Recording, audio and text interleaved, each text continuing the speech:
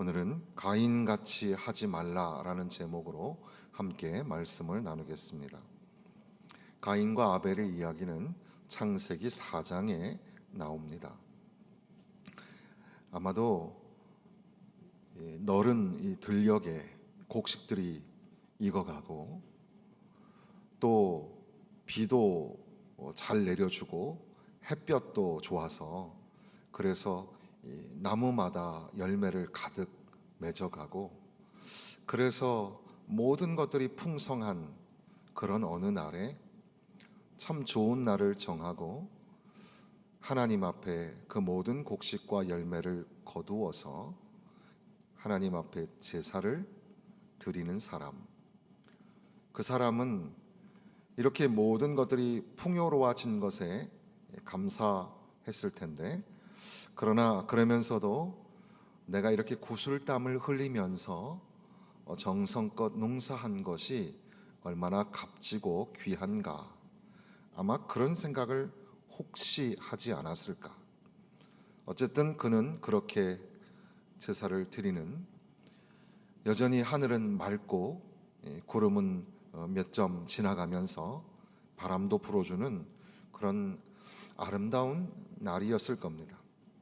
그런데 한편 동생도 하나님 앞에 감사의 제사를 드리는데, 그 동생은 그런 곡식과 열매보다는 짐승의 새끼를 열심히 죽이고 잡아서 피를 흘려내면서 그것을 하나님 앞에 제사로 태워서 드립니다. 아버지 어머니가 늘 자주 하시던 얘기는 우리 인간이 죄를 지어서, 하나님 앞에 죄를 지어서 우리의 죄가 얼마나 무거운지, 마치 이 짐승이 피를 흘려서 대신 죽어 주어야 할 만큼 우리의 죄가 크다는 그런 얘기를 들었을 텐데, 그래서 그 동생은 하나님 앞에 짐승을 잡아서 피를 흘려서 또 태워드리는 그런 제사를 드리게 된 거죠. 형은 자기의 제사의 향기가 하나님 앞에 올라가지 않고, 그와는 반대로 동생의 제사가 하나님 앞에 올려지는 것을 보았습니다. 오늘 우리의 예배도 하나님 앞에 올려지는가, 그걸 좀 관심을 가져야 하는데, 어쨌든 그때에는 연기가 올라간 건지 또는 정확하게 어떤 모습인지 우리는 잘 모르지만, 가인의 제사는 받아들이지 않는 것 같고 아벨의 제사는 하나님이 받으시는 것 같습니다. 그런데 그때부터 문제가 생기죠. 가인은 그 아우를 향한 미움이 생겼고, 미움은 분노로 변하였고, 그리고 그 아우를 죽이게 됩니다. 맑았던 하늘은 어느덧 석양을 넘어가는데 붉게 붉은 노을이 지는 것처럼, 물론 이런 얘기는 성경에 없어요. 그런데 핏빛으로 하늘이 변하는 것처럼 어두워지는 그 저녁에 동생을 죽이는 끔찍한 살인 사건이 일어나게 되었습니다. 지금 오늘 우리가 읽은 이 말씀 속에 가인같이 하지 말라, 가인은 동생을 미움과 분노로 쳐 죽였습니다. 인간에게 있어서 가장 중요한 그런 가족 또는 형제, 그런데 그 첫 출발이 사랑하며 우애하며 살았다라고 기록되어야 하는데 동생을 무참하게 죽이는 사건이 일어나게 된 겁니다. 왜 이런 사건을 역사의 기록의 첫 번째 우리에게 소개하고 있을까? 그 하나의 단초를 찾을 수 있는 것이 바로 요한일서 3장의 말씀이죠. 가인같이 하지 말라. 가인같이 하지 말라. 가인이 어떻게 했기 때문에 왜 가인같이 하지 말라고 말씀하실까? 먼저는 여기에 10절에도 보면 그 형제를 사랑하지 아니하는 자는 하나님께 속하지 아니하니라. 하나님의 자녀와 마귀의 자녀가 드러나고 구분이 되는데, 형제를 사랑하지 아니하는 자는 하나님께 속하지 않은 자, 속하다라는 말이 나오죠. 그래서 12절에도 가인같이 하지 말라, 그는 악한 자에게 속하여 그 아우를 죽였다 그랬습니다. 악한 자에게 속하다. 이 속하다라는 말이 오늘 우리에게도 굉장히 중요합니다. 여러분은 어디에 소속이 되어 있습니까? 회사, 요즘에 젊은 사람들, 회사 다니는 사람들은 회사 사원증을 목에 달고 다녀요. 그래서 그게 하나의 내가 이 회사 다니는 사람이야 하는 상징이기도 하죠. 여기에 속한 사람. 여러분은 어디에 속해 있습니까? 어떤 부류에 속해 있습니까? 고향을 따라서 거기에 속해 있기도 할 것이고, 또 여러분들이 좋아하는 그런 성향의, 그런 이 정치적인 성향에 따라서 나눠지기도 하겠고, 또 여러분들이 좋아하는 축구팀, 야구팀 등등 속한 것들이 있겠죠. 여러분들은 어디에 속해 있습니까? 결국 교회도 속해 있는 거죠. 예전에는 노회, 총회, 그 안에 속회라는 말이 있었고, 또 중간에 대회라는 말도 있었거든요. 어떤 그런 회중 가운데에 속하는 것, 우리도 어디엔가 속해 있는 거죠. 그 속하다라는 말이 여기에 나오는 겁니다. 그런데 성경은 자주 하나님의 자녀와 마귀의 자녀를 이렇게 나누어 놓은 것을 볼 수가 있습니다. 이것을 세상이 비평하는 이원론하고는 조금 다른 거예요. 구분을 지어서 하나님의 사람과 그렇지 않은 사람을 비교하죠. 여기 가인과 아벨이 그렇고, 이삭의 아들 야곱과 에서가 그래요. 그렇게 하나님의 자녀와 마귀의 자녀가 육신에 속한 사람과 영에 속한 사람을 비교하는 거죠. 결국 가인같이 하지 마라, 가인같이 되지 마라. 이것은 그가 악한 자에게 속한 사람이기 때문에 그 악한 결론을 내고 말았다는 겁니다. 그러니까 오늘 우리가 어디에 속해야 하는가? 자기 행위가 악하여서 자기보다 의로운 사람을 죽이는 행동을 한, 그러니까 악한 데 속해 있으면서 의로운 사람을 보기 싫어하는 거죠. 요즘에도 그런 악이 있어요. 세상에는 악이 존재하는데, 그래서 때로는 폭력을 행사하고 살인을 저지르기도 하고, 왜 그렇게 했냐 그러니까 그냥 미워서 그랬다는 거예요. 이유도 없어요. 우리는 어디에 속해야 할까? 가인같이 되지 마라. 가인같이 되지 마라. 이것은 악한 자에게 속하지 말고 선한 일에, 마귀에게 속하지 말고 하나님의 자녀에 속해서 살아가라, 이렇게 말씀하는 겁니다. 그러니까 오늘 저와 여러분의 정체성, 나는 누구인가? 여러분은 누구입니까? 누구에게 속한 자입니까? 나는 하나님의 자녀, 나는 예수 그리스도께 속한 사람, 나는 그리스도인입니다. 그것을 우리 교회식으로 멋지게 표현한다면 나는 예수님의 제자입니다. 나는 하나님만 예배하는 예배자입니다. 나는 예수 그리스도 그 생명이 되시는 복음을 전하는 전도자요 선교사입니다.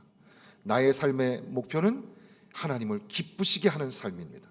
이 교회의 사명은 그런 사람들을 세우는 교회입니다. 이렇게 얘기할 수 있겠죠. 나는 그리스도인, 나는 하나님의 백성. 이것이 무엇보다 중요하겠습니다. 그런데 우리가 조금 더 창세기 4장과 비교해서 생각해 보면 거기에 하나의 중요한 그 매개가 된 것이 제사였습니다. 가인의 제사와 아벨의 제사. 다시 한번 생각해 보면 왜 가인의 제사는 받으시지 않았을까? 아니, 왜 가인의 제사보다는 아벨의 제사를 받으셨을까요? 설명이 나와 있지 않아요. 그 창세기에는 왜 가인의 제사는 받지 않으시고 아벨의 제사는 받으셨을까요? 대충 우리는 오랫동안 이 이야기를 너무나 잘 알아서 대충 이해는 하지만 왜 그럴까? 우리는 가인과 같은 실수를 하지 않을까요? 그 해석을 할 수 있는 성경 구절이 하나 있다면 히브리서 11장 4절에 보면 믿음으로 아벨은 가인보다 더 나은 제사를 하나님께 드림으로 의로운 자라 하시는 증거를 얻었으니 하나님이 그 예물에 대하여 증거하심이라 말씀하십니다. 그러니까 가인과 아벨에 드렸던 그 제사가 그들이 악한가 아니면 의로운가를 구분해내는 그런 제사였다는 사실이죠. 농사를 짓는 사람이 농산물을 가지고 제물로 제사를 드렸는데 왜 그게 문제가 될까? 아벨은 양을 치는 사람이니까 양을 제물로 제사를 드렸는데 왜 유독 아벨의 제사만 받았을까? 우리는 조금 생각해 보면 우리가 드리고 있는 제사가 우리의 마음을 담아내는데 앞서 잠깐 이야기처럼 말씀드린 것처럼 양을 키워서 그 양을 정성스럽게 바치고 그러면 상대적으로 곡식이나 열매는 정성스럽게 바치지 않은 걸까요? 딱히 그런 구분은 아닌 것 같죠. 그렇다면 뭘까?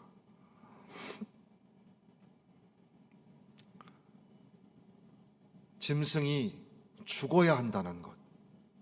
짐승이 죽어야 그래야 하나님 앞에 이 죄인인 인간이 용서함을 받을 수 있다는 것. 그런 제사를 하나님 앞에 드린 것은 아닐까요? 그러니까 지금 이 짐승이, 이 양이 내 대신 죽어서 그래서 내가 이 제물 때문에 내 대신 죽은 제물 때문에 내가 하나님 앞에 나아가고 하나님 앞에 제사를 드릴 수 있게 되었다는 사실이죠. 그게 굉장히 중요한 겁니다. 이스라엘의 역사, 북이스라엘과 남유다의 역사, 열왕기 상하와 그 선지서들을 통해서 우리가 알 수 있는 것은 결국 예배의 타락입니다. 제사가 문제가 생긴 거죠. 그래서 공교롭게도 오늘 새벽 예배 시간에도 우리는 호세아서의 바로 그 부분을 읽었어요. 그래서 호세아서의 8장에 에브라임은 죄를 위하여 제단을 많이 만들더니 그 제단이 그에게 범죄하게 하는 것이 되었도다. 내가 그를 위하여 내 율법을 10,000가지로 기록하였으나 그들은 이상한 것으로 여기도다. 제사를 드리기 위하여 10,000가지 율법을 가르쳐 주셨어요. 그런데도 불구하고 그들은 금송아지를 만들었죠.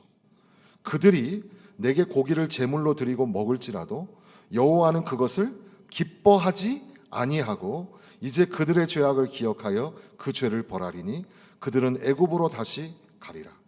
그들이 자기식으로 예배를 드릴 때 그 예배를 하나님이 기뻐하지 아니하신다는 겁니다.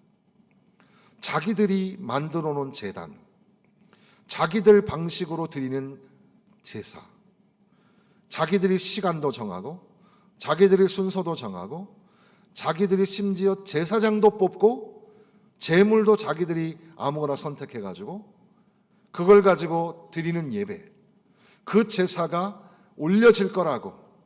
그러니까 사실은 하나님은 안중에 없고 자기들끼리 그 형식에 치우쳐서 드리고 마는 제사. 그리고 아마도 그랬겠죠. 오늘 우리가 그런 범하는 실수를 생각해 보면 당시에도 어이 요번에 제사 잘 드린 것 같아. 제사장 앞으로 잘 좀 해. 내가 먹을 거 많이 줄 테니까 이런 식으로 제사 드리면 돼. 오늘 참 좋았어. 다음부터 우리가 한 10분 일찍 시작하자. 그리고 제사장 내가 다음 주에는 못 나와. 그렇게 알아. 그런 제사. 그러니까 자기들끼리 좋아라 하는 그런 제사. 이미 금송아지를 만들어 놓고 거기다가 하나님이라고 부르면서 춤을 추고 고기를 구워 먹고 교회에 다 앉아 있다고 해서 다 예배가 되는 게 아니에요. 교회에 오신다고 해가지고 다 예배가 되는 게 아니에요. 하나님을 기쁘시게 하는 예배인지 아니면 우리끼리 그냥 만족해하고 가는 예배인지, 여러분의 예배는 귀한 정성스러운 하나님께 드릴 만한 그런 예배입니까? 아니면 우리 예배가 뭔가 지금 잘못되었습니까? 내가 드리는 예배를 하나님이 기뻐하실 것 같으세요? 아니면 어떨 것 같으세요? 물론 항상 이런 말씀을 드릴 때마다 새벽 예배든 또 수요 예배든 이렇게 오신 분들에게 이 말씀 전하는 게 참 죄송하지만, 그러나 그들이나 오늘 우리나 똑같아요. 사실은 오늘 우리 자신을 돌아보면서 과연 우리의 예배가 하나님이 기뻐하시는 예배인가? 자, 조금 더 구체적으로 말씀드리면 아벨이 짐승이 죽어야지만 하나님 앞에 나아갈 수 있다는 죄인의식을 가지고 하나님 앞에 제사를 드렸다고 우리가 생각해 보면, 오늘 우리의 예배가 어떻게 돼야 합니까? 주홍같이 붉은 죄를 가지고 있는 나를 예수님의 십자가 그 보혈의 공로로 나를 살려주셨고, 그러니까 오늘 예배 나올 수 있는 건 누구 때문에? 예수님 때문에, 예수의 그 사랑 때문에 내가 예배에 나올 수 있었고, 하나님 존전에 나아가 말씀을 듣고 심지어 내가 내 삶을 들여 헌신할 수 있는 것은 바로 예수님 때문에, 그분이 수많은 제물이 죽어갔던 것을 이제 영원한 그리고 단회적으로 이루시는 그 제사, 바로 그 십자가의 제물이 되어주심으로 인하여 내가 하나님 앞에 예배할 수 있다는, 그 예배가 날마다 이루어져야 하지 않겠습니까? 아유, 목사님, 물론 알지만 어떻게 맨날 그런 예배를 드려요? 우리가 명심해야 될 것은 지금이나 그때나 바로 이 제사가, 이 예배가 우리가 악한 사람에 속한지 아니면 의로운 자에 속한지를 볼 수 있게 한다는 사실이죠. 왜 그렇게 유난을 떨면서 예배하느냐고, 예배 한번 빠진다고 뭐 지옥 가겠냐고, 잘 모르겠어요, 저도. 그런데도 불구하고 예배를 한번 빠지는 게 그 사람의 신앙 상태가 얼마나 심각한지는 알아요.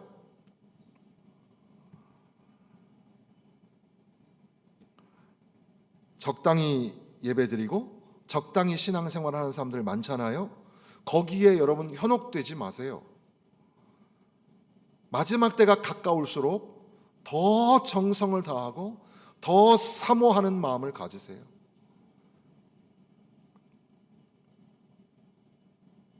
예전에 못 살 때는 아무리 힘들어도 주님 전에 나와서 엎드려 기도하고 울고 마음을 다해서 하나님, 내 몸도 주님 앞에 드리겠습니다, 그렇게 신앙생활 했잖아요. 그런데 이렇게 살기 좋아졌는데, 그렇게 기도하던 어머니들은 이제 노인이 되셨고 젊은 사람들을 찾을 길이 없으니 어떡하죠? 그런데 지금 이 요한일서의 배경에서 가인같이 되지 말라라는 말씀은 그 히브리서의 제사 문제하고는 조금 더 다른 차원에서 한 가지를 더 언급하고 있죠. 그게 뭡니까? 바로 사랑입니다. 사랑. 지금 요한일서는 사랑에 관한 이야기인데, 사랑하지 아니하는 자는 하나님께 속하지 아니하였다. 우리는 서로 사랑할지니 이는 너희가 처음부터 들은 것이 그거라. 사랑이라. 사랑이 참 중요하다는 거죠. 처음부터 들은 게 사랑 이야기. 그러니까 이 처음부터 들은 사랑 이야기라는 것은 초대교회 때부터 계속해서 우리는 사랑의 공동체다. 서로 사랑하며 살아야 된다. 이런 말씀을 들었을 거란 말이죠. 그런 의미도 될 것이고, 그리고 또 한편 하나님은 사랑이시기 때문에, 하나님 그 자체가 사랑이시기 때문에 우리가 사랑하지 아니하면 하나님을 볼 수도 없고, 사랑하지 아니하면서 하나님을 사랑한다고 하는 것은 말이 안 되니까. 그러니까 처음부터 들은 이 사랑의 이야기, 사랑을 놓지 말라는 겁니다. 사랑하지 아니하면 가인 같은 사람이 된다는 거죠. 가인은 그 제사의 의미를 이해하지 못하고 있는 겁니다. 그 제사는 하나님이 우리를 사랑하셔서 짐승이 대신 피를 흘려 죽어야지만 살아날 만큼 너의 죄가 그렇게 무거운데, 그럼에도 불구하고 내가 너를 용서하고 내가 너를 지켜주고 함께 하겠다는 그 하나님의 사랑, 하나님의 자비, 하나님의 인애, 바로 이것을 가르쳐 주시는 건데, 그냥 그 제사는 풍성하게 우리에게 주신 것, 내가 땀 흘려 열심히 일해서 얻은 소산을 가지고 하나님 앞에 드리는 것이 제사라고 생각을 한 거죠. 우리도 그렇게 예배를 생각하고, 그러다 보니까 그 예배 안에는 형식은 다 있는데 뭐가 없을까요? 사랑이 없는 거예요.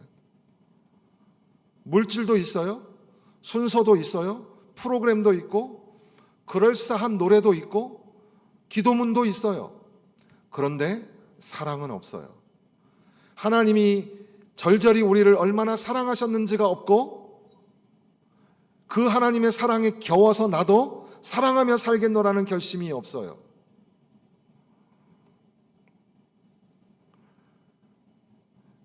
그 르완다에서 오랫동안 의료 선교사로 있었던 케니스 모이나그라는 박사님이 계신데, 그분은 그 삶이 온통 그리스도의 향기가 풍겨 나오는 그런 사람이었다고 전해집니다. 우리도 그분처럼 우리가 그리스도의 향기가 풍겨나고 사랑이 넘쳐나는 그런 사람이 되면 참 좋을 텐데, 우리 목사님은 사랑이 많아. 우리 목사님은 성도들을 사랑해. 청년들을 사랑하고 아이들을 사랑해.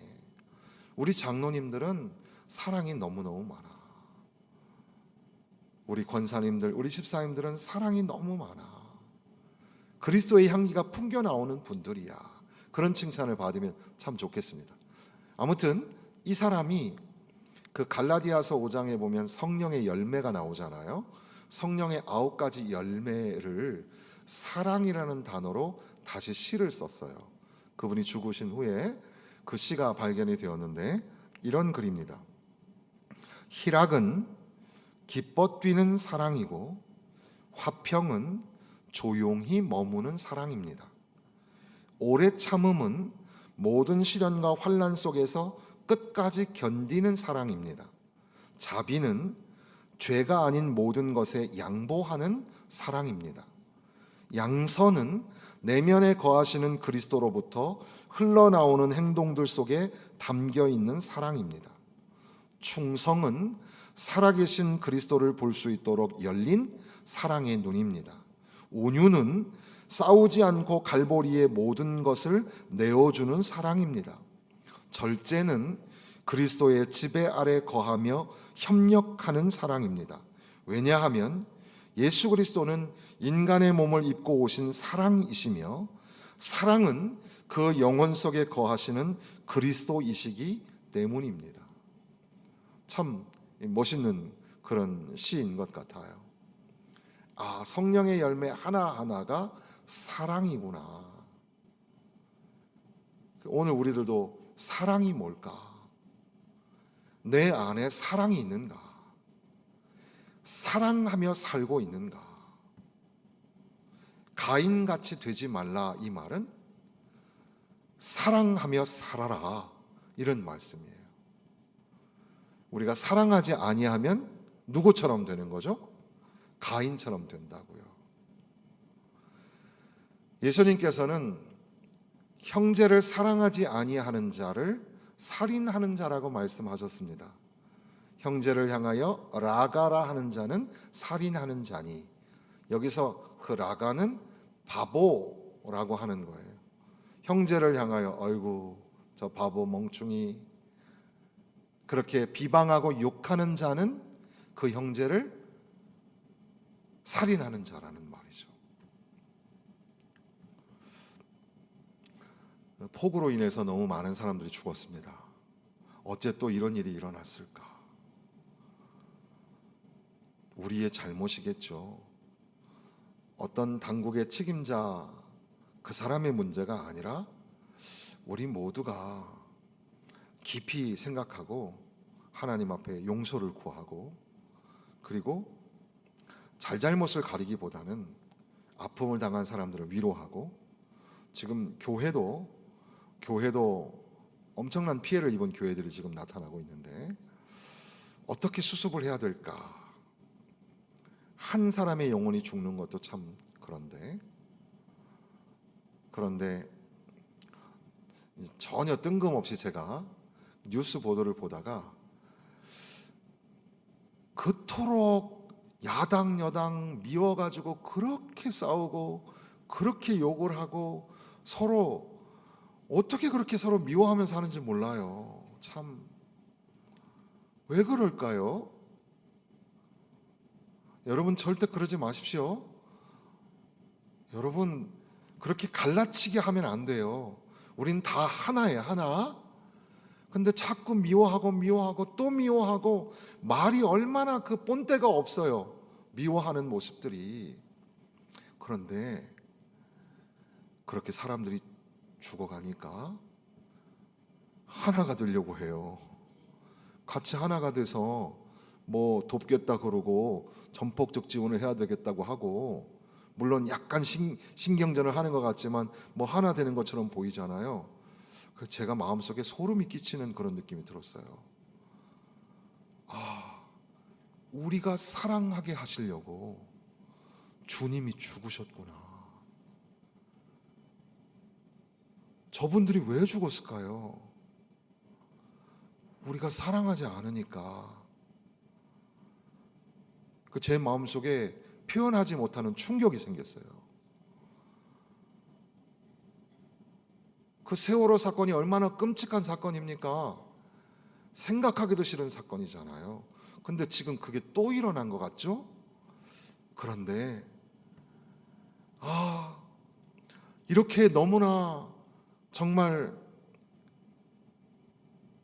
꽃 같은 나이에, 또는 소중한 그 인생에 그렇게 목숨을 빼앗기는 그런 이 비참한 이 상황 속에서 저는 무섭도록